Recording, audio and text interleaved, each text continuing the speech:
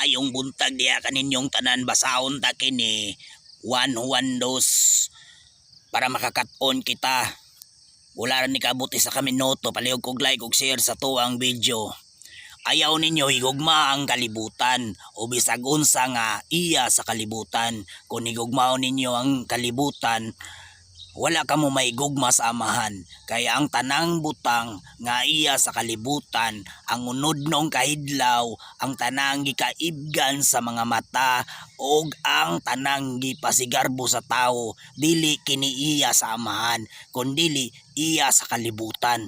Ang kalibutan ug ang tanan nga naa niini nga gikaibgan sa mga tao, mga hanaw apan ang magbuhat sa kabubuton sa Dios, magpabiling buhi hangtod sa kaangturan. Mao nang kita manimbata kay kabubuton man na sa Ginoo ugma Domingo ugma karon kay adlaw man rong Sabado.